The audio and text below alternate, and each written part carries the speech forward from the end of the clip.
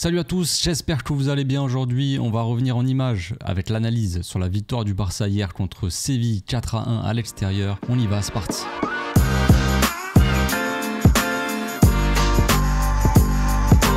Au passage, n'hésite pas à nous rejoindre si c'est pas encore fait et à partager la chaîne autour de toi, ça fera plaisir à tonton. Je n'ai pas pu faire de débrief ni de live d'avant-match hier. Donc j'espère pouvoir me rattraper avec l'analyse aujourd'hui, j'espère qu'elle sera de qualité, qu'elle vous plaira. On commence donc cette analyse par la structure comme d'habitude. On voit ici à droite donc la structure du Barça, très haute sur le terrain, qui est très installée dans le camp adverse, et la structure de Séville qui est assez basse sur le terrain, et on sait que la plupart du temps Séville a passé son temps à défendre. Ce qu'on peut remarquer aussi sur la gauche, bon Séville, c'est de la première à la 67e minute, donc quand il y a eu les premiers changements pour Séville je pense.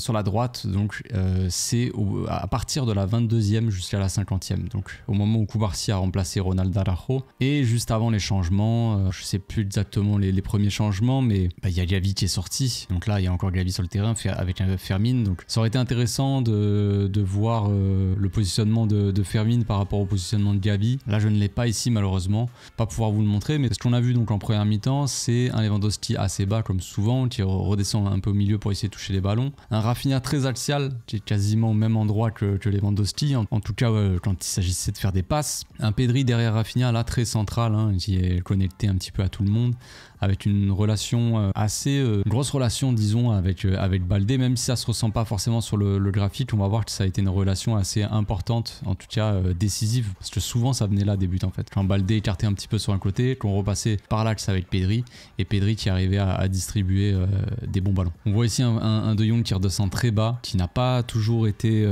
forcément utile en soi, je vais le montrer en vidéo, mais ça c'est un aspect du jeu de Jong que j'ai un petit peu de mal, parce que un De Jong qui redescend assez bas, quand il y a un Ronald Araujo, je veux bien le comprendre, parce que Ronald, on sait qu'il a du mal à ressortir les ballons. Un De Jong qui redescend assez bas quand il y a Cubarsí et Inigo Martinez, ça fait un petit peu moins sens, surtout quand en face, l'équipe elle pose le bus et qu'il n'y a pas forcément l'utilité de descendre en fait aussi bas, parce que ça t'enlève un milieu de terrain et du coup ça t'enlève des solutions au milieu pour les défenseurs qui peuvent moins facilement disons trouver des milieux. C'est un peu dommage. Première séquence et premier but au bout de la 6e minute, 7e minute, on va voir, c'est juste avant le corner en fait. On va voir un petit peu le positionnement de certains joueurs et à quel point ça a fait aussi un petit peu la différence. Là déjà on voit direct, on voit Inigo Martinez qui est quand même assez haut. Là, vous voyez Frenkie de Jong qui devait redescendre assez bas, enfin en tout cas qu'il le faisait très souvent. Et là, on a un Inigo qui avance avec le ballon. Ce que fait très rarement déjà Ronald, j'en ai déjà parlé. Mais Ronald, c'est vrai qu'il a un peu de mal à sortir les ballons. Mais non seulement il a un peu de mal à sortir les ballons, mais en plus de ça, il n'avance pas forcément avec le ballon. Là, Inigo, quand il y a l'espace devant lui, quand les milieux de terrain se décalent et que Inigo, lui, il a l'espace pour avancer parce qu'il n'est pas attaqué, regardez à quel point il monte. Il monte quasiment au même niveau que Gavi. Il est plus haut que Pedri, que De Jong, que Koundé de l'autre côté qui est latéral. Il n'hésite pas à monter très haut. Donc on sert Baldé sur le côté et là on a donc Rafinha qui était donc assez axial comme on l'a dit. Un Lewandowski aussi, donc là Rafinha lui libère un petit peu aussi le couloir disons pour Baldé, même s'il est très bien enfermé par Luque Bacchio dans le couloir. Mais ce qu'on voit ici surtout, c'est un Gavi qui vient faire son appel ici entre le défenseur central en fait et le latéral pour attirer un petit peu le latéral et donc libérer Lamine Yamal. On va voir que c'est assez important pour ce qui suit. Comme je l'ai dit souvent, la relation Baldé-Pedri, Baldé qui repasse par l'axe ici avec Pedri qui a pu se libérer aussi, parce que souvent ce qu'on avait c'était quand même des 2 contre 1 sur les côtés, 2 contre 1 par rapport à Baldé, et ce qu'on avait souvent, mais on va le voir plus tard, un 2 contre 1 face à Lamine Yamal. Donc là, le fait qu'il y ait un 2 contre 1 ici, ça libère quand même pas mal d'espace pour Pedri, qui peut se retourner face au jeu, et il a quand même beaucoup d'espace ici pour avoir le temps d'ajuster une belle passe ou même d'attaquer un petit peu l'espace. C'est ce qu'il fait un petit peu, il attaque un petit peu l'espace, il n'est pas non plus totalement arrêté. Et donc ce qu'on a ici, c'est, regardez le latéral, il s'est un petit peu écarté parce qu'on voit pas là sur le plan encore, mais Lamine Yamal est complètement seul. Sauf que, vu que Pedri il avance un petit peu, Gavi, qu'est-ce qu'il va faire? Il va encore faire son appel. Donc là, le latéral, il est obligé de le suivre, parce que Gavi fait l'appel dans le dos du défenseur. Sachant que le défenseur central ici, il est focus sur Lewandowski. On sait que Pedri il peut sortir une passe un petit peu magique, il peut traverser tout. On sait que c'est le principal danger par la passe, c'est Pedri. Donc les défenseurs le savent en face. On voit ici la grosse densité dans l'axe. Hein. C'est pour ça aussi qu'on a eu beaucoup de mal contre Séville hier. Beaucoup de mal à trouver des solutions. C'est que on avait un bloc de Séville quand même assez bas la plupart du temps et très compact avec beaucoup de densité dans l'axe. Vous voyez là, même Vargas qui redescendait souvent. On avait aussi de l'autre côté Luque Bacchio, comme j'ai dit, qui redescendait souvent pour aider à défendre sur Baldé, et Vargas qui aidait, je crois que c'est Pedrosa lui, qui a fait beaucoup de fautes là, qui aidait à défendre sur Lamine. Donc l'appel de Gavi, c'est un peu à l'image de ce que peut faire Fermin. Il l'attire un petit peu, il va libérer Lamine Yamal dans le couloir. Pedri va pouvoir le servir tranquillement et Lamine va être complètement seul ici. Donc la différence entre Gavi et Fermin, elle est surtout dans la finition. Parce que Gavi, on sait que c'est un joueur qui va plus être un joueur de contrôle plutôt qu'un joueur qui va accélérer le jeu comme Fermin peut le faire quand il a le ballon au milieu de terrain, ça on le sait. Mais Gavi, ça l'empêche pas de faire souvent des appels. Maintenant, quand Gavi il est servi, il va être moins dangereux sur la cage qu'un Fermin. Et on va le voir direct de toute façon au début de la deuxième mi-temps où Fermin il rentre, il fait plus ou moins le même appel ici que Gavi, disons un appel intérieur, dans le dos du défenseur central, sauf que Pedri le serre, il va mettre sa tête. Bon là, Pedri le serre pas, mais on sait que Gavi reste un joueur un petit peu moins dangereux sur la cage adverse qu'un Fermin. Donc la passe, elle est parfaite pour Lamine, la reprendre de voler quoi. Plat du pied, le gardien sort un très bel arrêt, hein. Franchement la frappe est magnifique, si ça avait fait but là ça aurait été incroyable, ça aurait été un but magnifique. Mais encore une fois hein, forcément il y a la qualité de Lamine, il a essayé de refaire la même chose à un moment dans le match mais il s'est un peu loupé, elle est partie cette fois-ci dans l'axe, mais là c'est quasiment tout était parfait, mais le gardien sort vraiment une belle parade quoi. Pedri il sort un caviar comme d'habitude. Juste après donc on joue le corner, donc c'est cette action aussi, cette belle passe de Pedri, cette belle reprise de volée de Lamine qui amène le corner et donc qui amène le but. On joue en retrait, les corners ont beaucoup été joués à deux. Je pense que c'est travaillé, je pense que c'est une instruction, je pense que les joueurs sont meilleurs disons de la tête, peut-être quand ils arrivent un petit peu lancés, plutôt que quand vraiment ils sont arrêtés on va dire sur un corner. Là la défense elle remonte un petit peu, les défenseurs ils sortent un petit peu de la défense, mais après on les voit qui remontent un petit peu, ils attaquent la zone. Rafinha on sait que c'est un très, très bon centreur aussi dans cette zone là, aux 30 mètres on va dire. C'est un joueur qui peut, on l'a vu d'ailleurs sur le dernier but de Garcia, mais c'est un joueur qui a vraiment une belle qualité de centre. Donc bon voilà, le centre arrive sur la tête d'Inigo Martinez, qui va l'envoyer un petit peu au deuxième poteau, et là c'est le sens du buteur quoi, j'ai envie de dire, il a senti, il a cet instinct là encore Lewandowski, même si on sait qu'il a un petit peu de mal dans le jeu, qu'il a beaucoup de déchets dans le contrôle, un petit peu dans tout.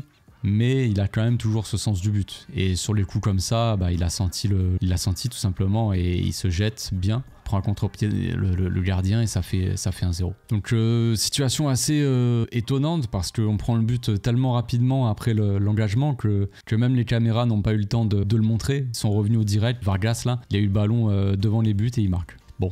Donc qu'est-ce qui s'est passé? Quelque chose de pas forcément étonnant en soi, mais une équipe de Séville qui joue rapidement sur un côté et une défense du Barça qui remonte très rapidement. Est-ce que c'est la bonne chose à faire de remonter aussi vite sur un engagement comme ça? Je sais pas.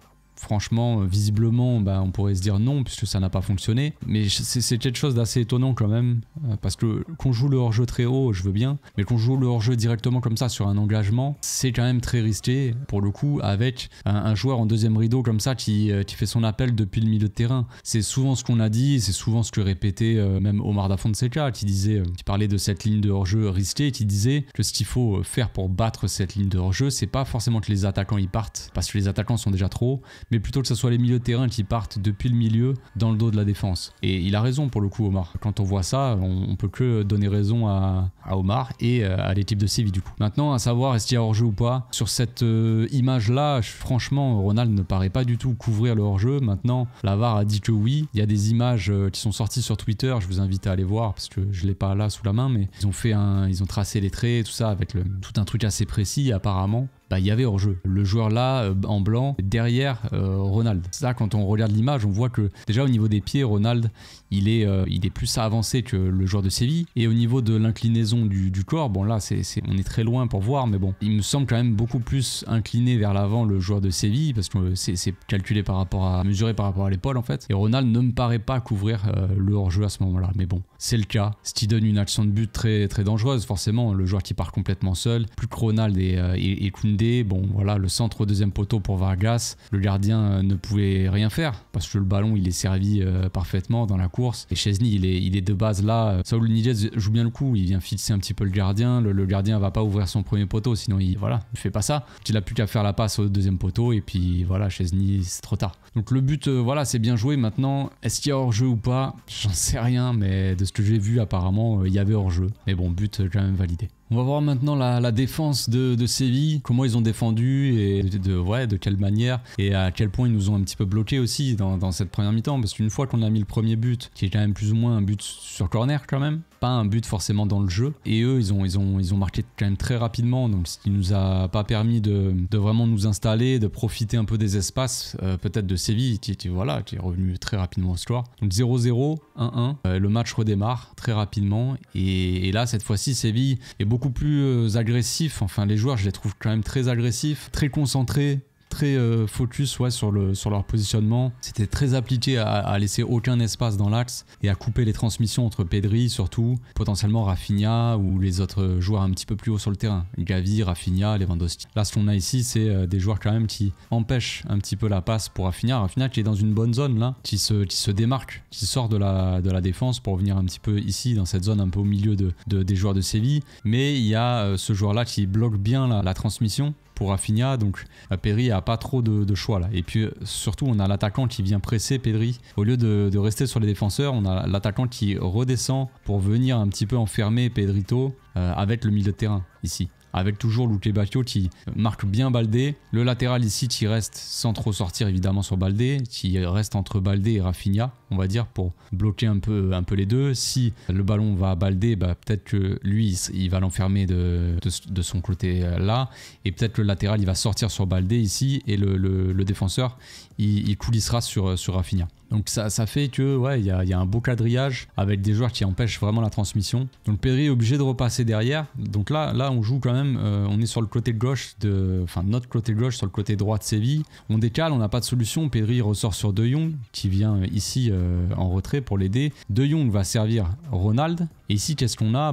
On a tout le bloc de Séville ici, vous voyez, qui a coulissé pour venir nous donner très peu d'espace au Barça pour avancer, passer par l'axe. Donc qu'est-ce qu'on doit faire normalement?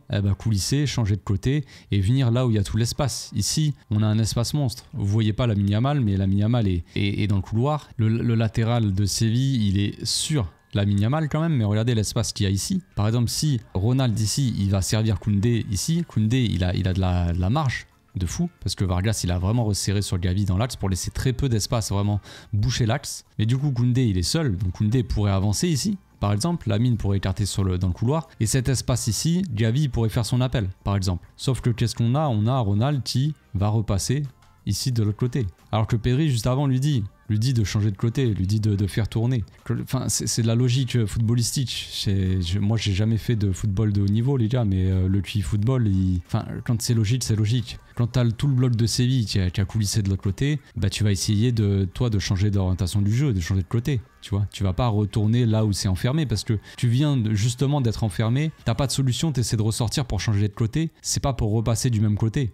En fait, c'est pas logique, tout simplement. C'est là que Ronald il doit faire beaucoup de progrès, c'est dans sa lecture du jeu, dans son QI footballistique. Là, il choisit la facilité parce qu'il est pressé, et qu'on sait qu'il n'est pas très agile pour contrôler un ballon, pour s'orienter rapidement, Ronald. Donc c'est pas Koubarsi qui est beaucoup plus fluide avec son corps, qui est beaucoup plus agile, il peut se retourner tranquille et servir Koundé ou directement même Lamine ou je sais pas. Ou même peut-être Pedri carrément dans l'axe. Là, Ronald il choisit la facilité, il est pressé, il redonne direct à Inigo. Et là, qu'est-ce que fait Inigo encore une fois? Il attaque l'espace. Il monte jusqu'au milieu de terrain, comme tout à l'heure, ce qu'on a vu. Il est plus haut que Pedri, il est plus haut que le De Jong, mais il a raison. Il n'est pas attaqué. Il faut qu'il avance pour faire sortir justement les joueurs de leur défense, en tout cas les obliger un petit peu à sortir sur lui pour libérer ses coéquipiers tout simplement. Donc il va essayer de servir Rafinha dans l'axe. Et on voit direct, ça se resserre vachement. On a toujours, je pense que c'est Goudej, le 6 là, qui resserre sur Rafinha. On a le défenseur qui vient se placer ici. Donc il y a un gros pressing. On empêche Rafinha un petit peu de se retourner, même s'il arrive quand même bien à le faire. Mais on voit un gros pressing et beaucoup de densité. Vous voyez tous les joueurs de Séville là qui sont dans l'axe. Encore une fois, on a Vargas ici qui vient resserrer vraiment dans l'axe. Il ne s'occupe pas pour l'instant de Lamine ni de Koundé. Il resserre vraiment dans l'axe pour rajouter un petit peu de densité, quoi. Et si jamais après on va servir sur le côté, là il va coulisser. Et c'est ce qui va se passer. On va donner le ballon à Koundé, ici, Rafinha, et on va voir Vargas qui va du coup sortir sur Koundé pour l'empêcher pour le presser, pour l'empêcher d'avancer, tout ça. Mettre un petit peu d'agressivité. Koundé qui va servir Lamine Yamal dans le couloir. Qu'est-ce qu'on a encore? Gavi qui plonge dans le dos du latéral pour potentiellement libérer un petit peu Lamine, sauf que il libère pas forcément parce qu'il attire le défenseur central, et alors que Vargas, lui, qui marque potentiellement Koundé, on voit qu'il s'occupe pas forcément de Koundé et qui vient enfermer Lamine Yamal à 2. On a ici 2 joueurs sur Lamine, le défenseur qui a laissé un petit peu redescendre le milieu de terrain, qui a laissé défendre sur Gavi. Donc là, bon, qu'est-ce qu'on a? On a du coup 2 joueurs qui sont libres, Koundé et Pedri. Mais vraiment, voilà, il y avait toujours cette prise à 2 sur Lamine. Et si on avance un petit peu, ici, qu'est-ce qu'on a? On a le numéro 7, donc qui était plus ou moins quand même l'attaquant, je crois bien, de Séville, qui vient défendre sur Pedri. Donc vraiment, on a cette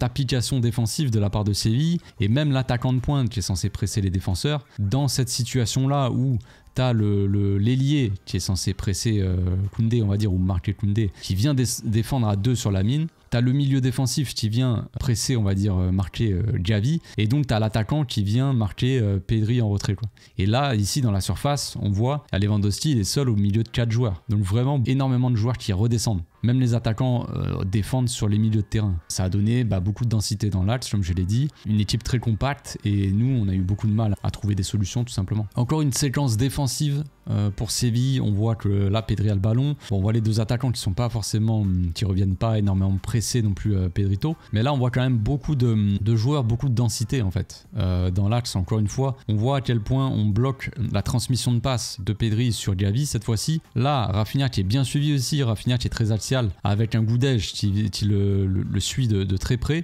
et qui suit de très près Gavi. Donc, et on voit même l'attaquant ici qui vient faire l'effort pour fermer l'angle de passe sur De Jong ici. Donc Pedri, il avance, mais il n'a pas énormément de choix pour jouer vers l'avant, disons. Alors évidemment, la défense, elle est quand même assez haute, un bloc assez médian. On n'a pas un bloc...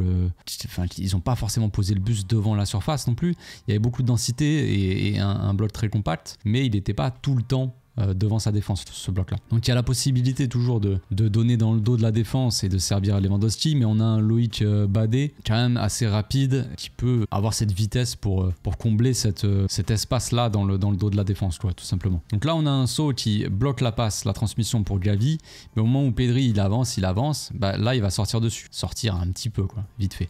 Mais donc il sort pour empêcher, pour dire à Pedri c'est bon, tu t'arrêtes là, tout en quand même empêchant la passe toujours pour Gavi. Donc Pedri va jouer sur Lamine Yamal, et donc qu'est-ce qu'on a ici? Encore une fois, on a l'appel de Gavi dans le dos du latéral ici. Toujours qui plonge dans le dos du latéral pour venir aider, apporter un soutien et libérer en soi Lamine Yamal.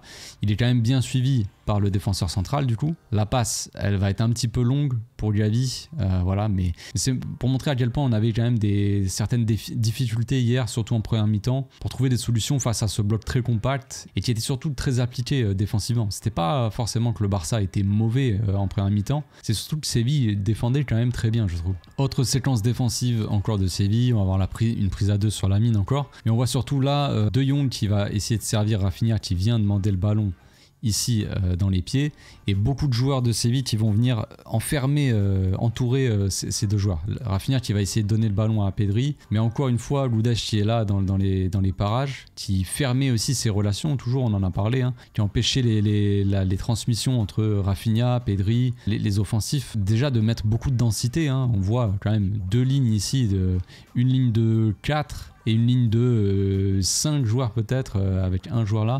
Donc vraiment toute l'équipe de Séville qui est appliquée, qui est concentrée et qui défend surtout. C'est pour ça qu'on a eu beaucoup de mal. Donc là on perd la balle, il va y avoir un beau contre-pressing, ballon récupéré par Koundé ici. Donc on peut contre-attaquer. Koundé qui va servir Robert dans l'axe ici, Mais encore une fois, un latéral qui vient bien fermer, le défenseur qui est là aussi. Et on va voir Vargas qui va faire l'effort aussi. On avance un petit peu ici. Lewandowski qui a servi Lamine qui va faire comme d'habitude un petit peu ses dribbles, un petit peu essayer de provoquer, faire des différences. Sauf que voilà, on a encore une fois 2 joueurs sur Lamine. Toujours une prise à 2 pour l'empêcher de faire un maximum de différence. Ce qui est logique. Lamine Yamal, c'est le joueur le plus dangereux du Barça, celui qui peut faire le plus de différence, disons, balle au pied, par ses dribbles, tout ça. Donc c'est logique qu'il y ait une prise à 2 et on voit un joueur qui décale ici. Alors je sais pas exactement, je sais pas si c'est un attaquant ou un milieu de terrain, mais il vient compenser et décaler la passe en retrait, enfin empêcher la possible passe en retrait pour Koundé. En tout cas, si Lamine la donne en retrait, ce joueur-là, il va venir presser directement Koundé. Tout ça sans que la défense soit dépeuplée, on va dire. On a quand même 2 joueurs sur Lamine, un joueur ici sur Koundé, et on a toujours 1, 2, 3, 4, 5 joueurs dans la surface pour potentiellement Gavi, Lewandowski, Rafinha et Pedri qui est à l'entrée de la surface. Mais là, on a 1, 2, 3, 4, 5, 6, 7 joueurs ici pour empêcher ça, plus 2 joueurs sur Lamine. Donc vraiment, on a toute l'équipe quasiment de Séville qui revient défendre. Séquence du 2-1, donc c'est le retour de la mi-temps. Fermin est rentré à la place de Gavi. Gavi qui avait pris un jaune, qui avait fait un match quand même assez moyen dans le contenu, on va dire, mais surtout très agressif et bon voilà, n'avait pas envie qu'il prenne un rouge, ce qui est assez dommage sachant que Fermin, bon, a marqué, a été très décisif au final dans le match parce qu'il nous a permis de prendre de l'avance, mais derrière il a pris un rouge, on en parlera après. Mais là ce qu'on a au départ de l'action, c'est une défense à 3. Un Koundé plutôt bas au final, qui monte pas forcément aussi haut qu'un Baldé. On voit quand même c'est un peu asymétrique. Baldé qui est là ici, qui prend le couloir, et Koundé qui est comme 3e défenseur. Au lieu que ça soit De Jong qui descend proche des défenseurs centraux, cette fois-ci c'est Koundé qui redescend ici. Ce qui nous amène quoi, c'est déjà de la liberté pour Koundé. Koundé est assez libre et Vargas du coup il va prendre Fermin, disons. Là. Et Vargas, ce qui aurait pu se passer aussi si Koundé avait été légèrement plus haut ici, c'est que Vargas sorte sur lui justement pour éviter qu'il y ait une prise déjà sur Fermin, ça peut libérer Fermin. S'il sort sur Koundé, Koundé peut peut-être servir De Jong, à voir. Et surtout, Vargas, ça lui donne plus de distance pour redescendre, défendre et aider son coéquipier pour défendre sur Lamine Yamal et donc de faire une prise à 2. Bref, là où je parlais tout à l'heure de Frenkie de Jong qui redescend un petit peu trop en défense et que ça sert pas à grand chose, je préfère voir un Koundé ici un petit peu plus bas avec justement De Jong et Pedri au milieu. Ça t'apporte plus de solutions. Les défenseurs centraux, ils attirent les attaquants, même si on a toujours ici un milieu de terrain sur... je pense que Séville devait plus ou moins jouer en 4-2-3-1, j'imagine, avec un double pivot, So, Goudej, 10 là, ça devait être Saúl Ñíguez, je pense. L'attaquant, le numéro 7, je sais comment il s'appelle, Vargas sur le côté et Luque Bacchio sur l'autre côté. Avec Vargas et Luque Bacchio, les ailiers qui faisaient vraiment un gros travail défensif. Et le défenseur ici, en soi, on n'a pas besoin d'avoir 3 joueurs en défense. C'est pour ça que je dis Koundé, ça aurait été pas mal de soit un peu plus haut. C'est qu'on a vraiment qu'un attaquant ici de Séville qui vient presser. Et l'attaquant, on peut être en supériorité juste à 2 avec Inigo Martinez et Cubarsí, pas besoin d'être à 3 en soi. Donc on avance un petit peu, Koundé il a servi Cubarsí. On a Rafinha qui part un petit peu du couloir. Quand Baldé est un peu bas, Rafinha il vient écarter et il rentre. Une fois que Baldé il va monter un petit peu et prendre ce couloir là, et bien Rafinha lui il va plonger un petit peu dans l'axe, on voit avec son appel.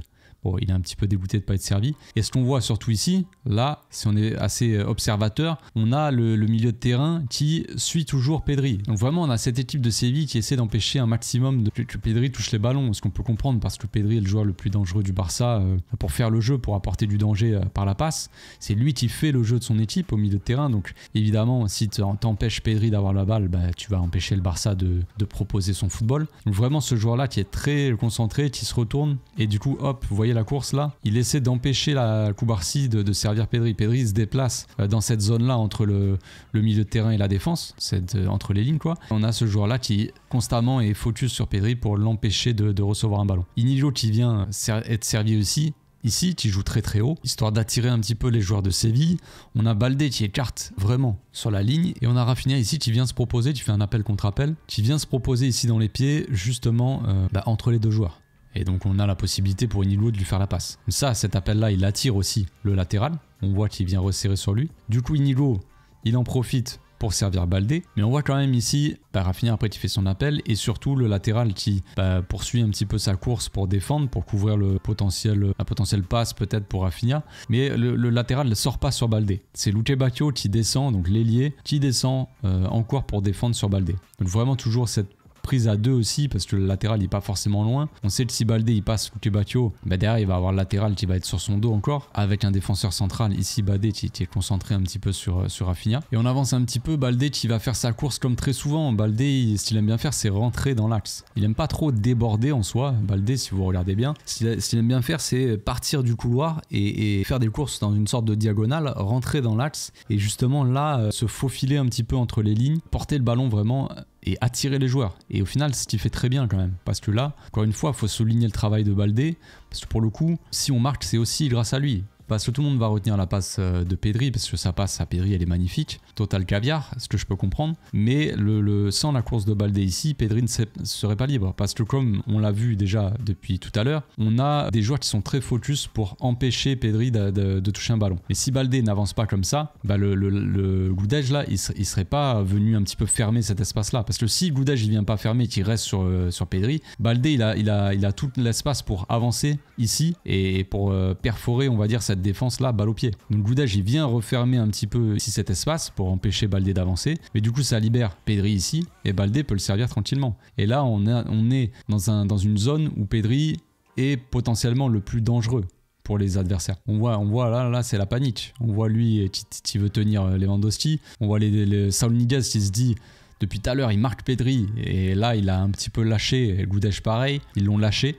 Donc c'est un petit peu la panique à bord. On a même l'attaquant qui redescend un petit peu. Il se dit bon est-ce que j'ai le temps? Mais bon, il voit qu'il n'a pas le temps. Et surtout là, le bel appel dans le dos. Encore une fois, on en a parlé tout à l'heure, l'appel de Diaby entre le défenseur central et le latéral. Ici on a Lamine Yamal qui est très libre. Le latéral qui est obligé de resserrer dans l'axe. Il va pas rester sur Lamine, sinon ça laisse trop d'espace. Mais la balle elle est trop parfaite en fait pour qu'il y ait quoi que ce soit. Pour que tu puisses défendre dessus quoi. La balle elle est vraiment parfaite. Le défenseur il est seul contre deux. T'as Robert et Fermin. Au final bon Robert va louper la balle ou la laisser, je sais pas trop s'il a fait un truc bizarre. On dirait qu'il met la tête mais qu'il se baisse un peu, je sais pas trop. Et Fermin qui est là, qui vient de rentrer, plein de confiance et qui finit. Pitch sa tête par terre comme ça. Franchement, l'entrée de Fermin, elle est belle parce que tu vois vraiment, tu ressens qu'il a une totale confiance en lui, qu'il est vraiment en pleine confiance en ce moment et qu'il peut vraiment faire des différences. Malheureusement pour lui, il a pris un rouge quoi. On va revenir sur l'action polémique du match parce que un match sans polémique, ce n'est pas un match de Liga. Et ce qu'on voit ici, c'est un Luque Bacchio qui était souvent assez dangereux et pareil, on avait une sorte de prise à deux, Baldé qui avait un peu de mal face à lui, donc qui était obligé d'être aidé on va dire. Pedri qui bougeait beaucoup pour défendre, sauf que du coup ça libère un petit peu Saúl Ñíguez qui est ici. Et bien on a un joueur qui part ici dans le dos qui est pas forcément marqué. Là Koundé ici il a Vargas lui au second poteau et donc à l'image de ce que faisait Gavi ou même Fermin sur le but juste avant, on a un milieu de terrain comme ça qui arrive de loin et qui fait son appel, sa course entre le défenseur et le latéral. Et c'est pas la zone, elle est pas bien défendue en soi. Est-ce que Koundé doit davantage resserrer dans l'axe et prévoir justement ça? C'est possible. Est-ce que Frenkie, par exemple, est bien positionné ici? Est-ce que ça sert qu'il soit là, par exemple? Parce qu'on a Cubarsí qui est déjà sur un joueur, Inigo qui est sur personne ici. Donc en soi, Inigo, c'est pas à lui de sortir sur Saúl Ñíguez, évidemment. Mais si on a Inigo qui est dans cette zone, plus Cubarsí qui est dans cette zone, est-ce que Frenkie est dans la bonne zone? C'est la question que je me pose. J'ai pas forcément de réponse à vous donner. Mais bon, bref, la passe, elle est parfaite. Elle est vraiment dans le dos de Cubarsí. Et là, Koundé, il a trop de retard et du coup, il est dans le dos du joueur de Séville, quoi. Maintenant, à vitesse réelle, pour moi, il y a penalty. Je vois le truc comme ça, je me dis il y a une charge dans le dos de la part de Koundé. Maintenant, il y a des ralentis et tout ça, mais bon, déjà à vitesse réelle, pour moi, c'est penalty. Maintenant, quand on voit les images du ralenti, forcément, déjà au ralenti, ça paraît moins violent le choc. On voit que Koundé, quand même, pose sa main sur le dos, donc forcément, tu te dis il y a poussette. Mais quand tu vois qu'il pose sa main sur le dos, à ce moment-là, t'as pas l'impression vraiment qu'il le pousse. T'as pas l'impression que c'est là qu'il le pousse vraiment. Après, il y a, je sais pas. Là, on voit quand même, quand on regarde cette image-là, à aucun moment t'as l'impression qu'il y a contact de corps, on va dire. Koundé, t'as pas l'impression qu'il lui met un coup de corps, on va dire, dans son dos, une charge dans le dos. T'as l'impression vraiment que c'est tout le temps sa main qui est au contact, mais pas son corps. Sur cet angle-là, on voit pas forcément. T'as l'impression un petit peu que c'est lui qui lui rentre dedans, mais en vrai, c'est sa main, quoi. il fait le mouvement, t'as l'impression qu'il le pousse. Koundé, quand l'autre il tombe déjà, je sais pas. Sur ce plan-là, c'est encore plus léger, j'ai envie de dire. Après, comme je l'ai dit, hein, c'est au ralenti, donc le contact semble pas violent, parce que au ralenti, tout est plus lent, du coup, donc moins violent. Mais ouais, t'as pas l'impression, t'as l'impression qu'il y a la main, évidemment, de Koundé, il y a le contact, il y a une petite poussette. Je pense que la poussette, elle existe. Maintenant, la décision de l'arbitre, en gros, elle a été prise en fonction de ça, de la violence. Est-ce que ça mérite siffler penalty sur un petit contact comme ça? Oui ou non, j'en sais rien, c'est l'appréciation de l'arbitre. Mais comme je l'ai dit, pour moi, à vitesse réelle, je pense que ça pouvait siffler. Oui. Le penalty, s'il avait été sifflé, ça aurait pas été un scandale en soi. Et le fait qu'il n'y ait pas de penalty, je sais pas si c'est un gros scandale ou si on considère que la faute n'est pas assez violente pour que le joueur tombe ou qu'il y ait un penalty tout simplement. Forcément polémique donc parce que juste après on va marquer le 3e but. Là c'était, il y avait à peine 2-1, donc s'il y a penalty et potentiel but de Séville, on revient à 2-2 et le match est forcément différent. Donc on a le ballon sur le côté gauche, encore une fois Baldé face à Luque Bacchio. Cette fois-ci Pedri, comme tout à l'heure sur le but, il vient demander la balle. Mais il est suivi de près par Goudej et je pense que c'est Saúl Ñíguez ou je sais pas qui, j'arrive pas à reconnaître là, mais qui vient refermer un peu plus l'axe. Là on voit quand même que l'axe se referme un peu plus. Séville, ils ont compris la leçon, ils ont pas envie que Baldé serve Pedri encore et voilà, que ça soit dangereux. Donc là ça referme bien, donc Baldé va repasser derrière. Donc on change de côté, on coulisse. On donne la balle à Cubarsí. On voit encore une fois beaucoup de densité dans l'axe, beaucoup tous les joueurs de toute l'équipe de Séville qui est là en défense, tous les défenseurs, les milieux de terrain, l'attaquant de pointe qui est là. Cubarsí qui a le ballon très très haut, on voit l'alignement. De toute façon, Inigo, Cubarsí sont les deux défenseurs. C'est les joueurs les plus bas, ils sont à ce niveau-là. On est vraiment installé dans leur camp.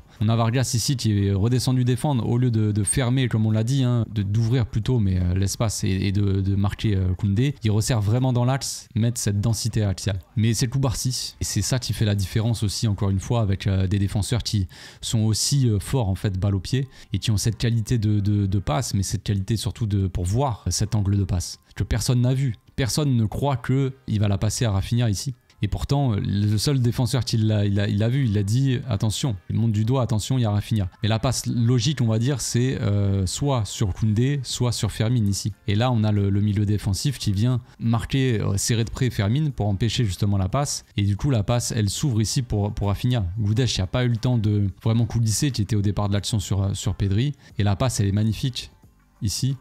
Et ça fait vraiment toute la différence. Au moment où Cubarsí fait sa passe, je ne sais pas si vous avez vu l'appel de Fermin direct, mais ça va à une vitesse folle. On va le revoir. Mais regardez Fermin comme il part. Au moment où il voit que Cubarsí va faire cette passe ici pour Rafinha, il va déclencher directement l'appel dans le dos. Hop.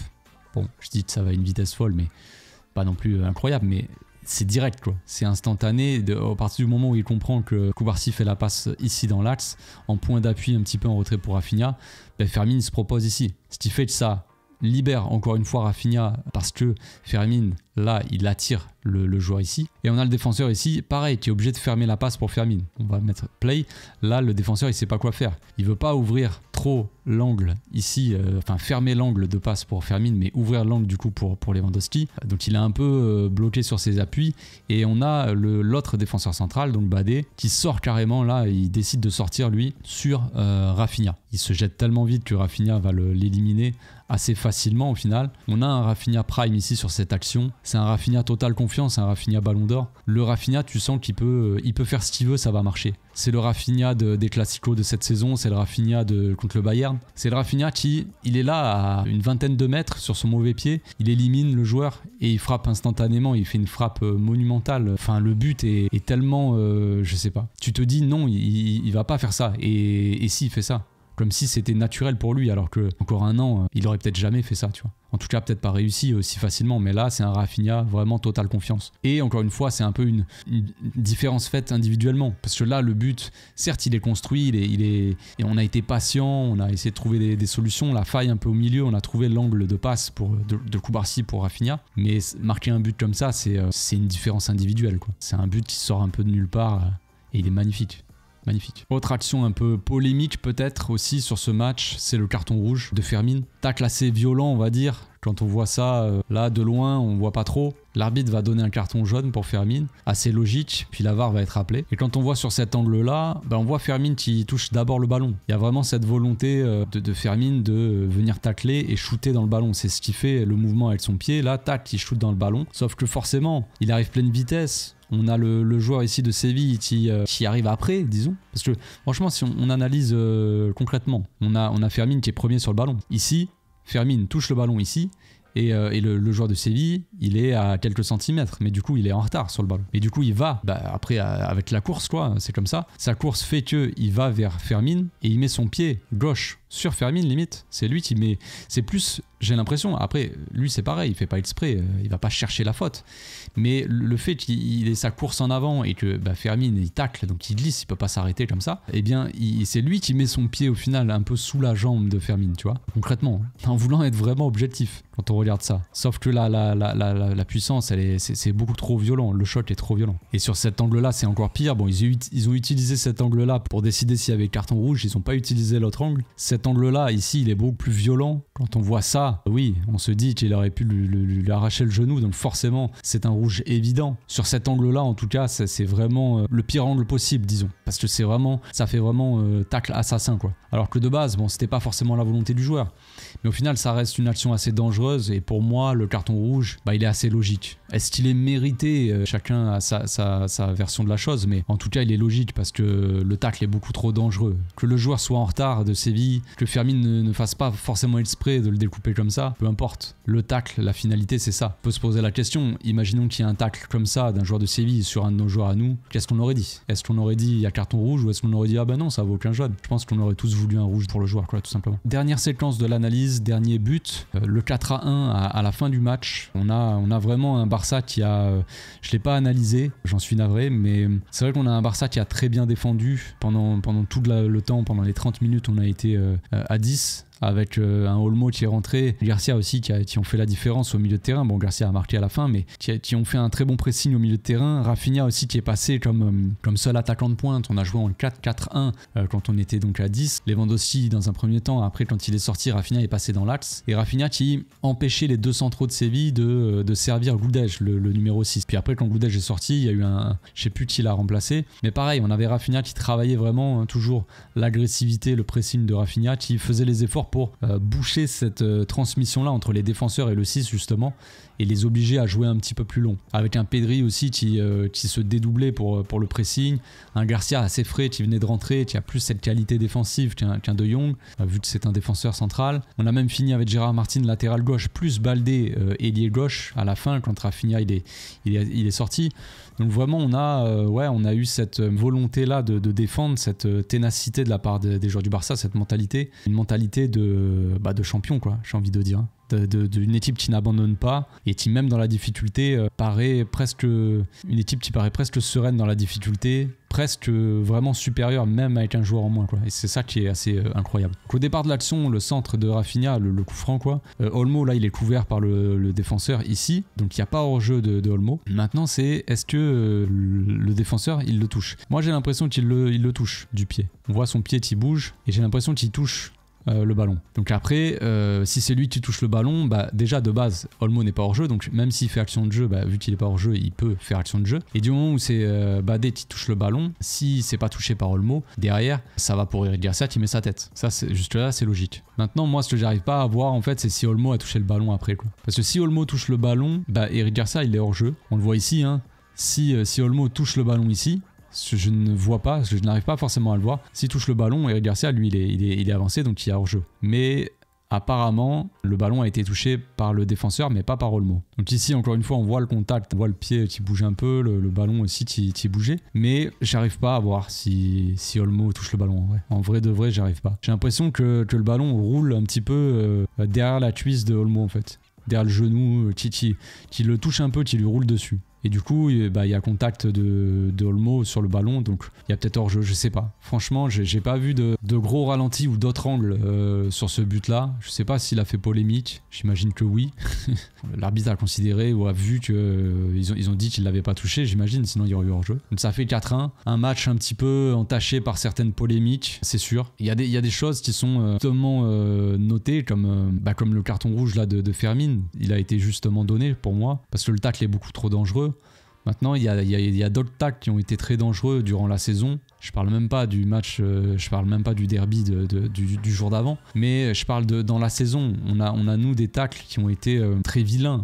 Comme le tacle sur Ronald, qui l'a blessé à la cheville. Ça, c'est un tacle très vilain, mais ça lui a valu qu'un jaune, le joueur. Pourtant, il arrive à moitié derrière Ronald. On a des tacles durant la saison. Je me rappelle d'un tacle d'un joueur du Rayo Vallecano face à Pedri. Tu fais un tacle à moitié sur le tibia ou sur le genou, ou en tout cas sur le mollet. Enfin, très haut le tacle. Il touche absolument pas le ballon. Il lui met la semelle en avant. Il n'y a pas eu de rouge, par exemple. Donc, c'est des trucs comme ça que j'arrive pas à comprendre. Je comprends qu'il y ait rouge pour Fermin, et le rouge peut le valider vu que c'est un tacle dangereux. J'aimerais bien qu'il y ait des rouges pour tous les tacles dangereux, parce qu'il y en a des tacles dangereux en Liga, et ce que j'arrive pas à comprendre, c'est ça, c'est que pourquoi mettre un jaune à quelqu'un et un rouge à quelqu'un d'autre pour un tacle dangereux? Pas forcément, c'est pas exactement les mêmes tacles, mais il y a des semelles, il y a des grosses semelles qui sont sur les chevilles où le joueur joue pas le ballon, il y a des semelles sur les tibias où le joueur joue pas le ballon. Ça vaut pas forcément de carton rouge, mais le tacle de Fermin, oui. Donc qu'est-ce qui change? Je ne sais pas. Voilà, c'est tout pour ma vidéo, j'espère que ça vous a plu.